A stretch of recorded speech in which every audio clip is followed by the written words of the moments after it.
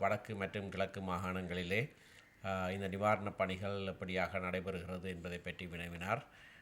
அது பல இடங்களிலே எங்களுடைய மக்களை இன்னும் சென்றடையவில்லை என்ற உண்மையை நாங்கள் அவருக்கு எடுத்துச் சொன்னோம்.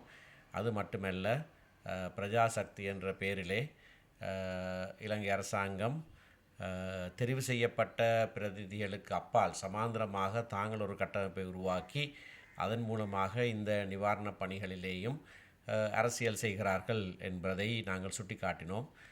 மாகாண சபை இருந்திருந்தால் மாகாண சபை மூலமாக பல நடவடிக்கைகள் செய்யப்பட்டிருக்க முடியும் என்பதை எடுத்து காட்டினோம். அது இல்லாத சூழ்நிலையிலே என்ன செய்யலாம் என்று வினவினார்.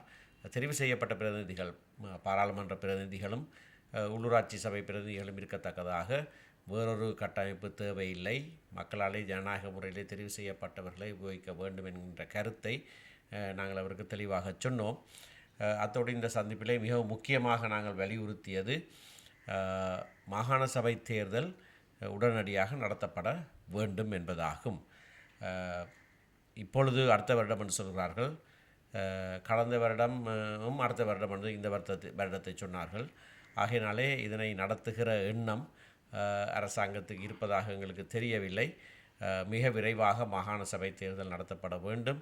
இது இலங்கை இந்திய ஒப்பந்தத்திலிருந்து உருவான ஒரு விடயம். ஆகையினாலே இந்தியா இதற்கு தன்னுடைய அழுத்தத்தை பிரயோகிக்க வேண்டும் என்று நாங்கள் அவரை கேட்டுக்கொண்டிருக்கிறோம். இறுதியான அரசியல் தீர்வு சம்பந்தமாக கூட அரசாங்கம் கொடுத்த வாக்குறுதியை இன்னும் நிறைவேற்றவில்லை. அதற்கான எந்த விதமான பேச்சுவார்த்தையும் இன்னும் ஆரம்பிக்கவில்லை என்பதையும் எடுத்து சொன்னோம். மேலதிக செய்திகளுக்காக எமது யூடியூப் தளத்தை சப்ஸ்கிரைப் செய்யுங்கள்.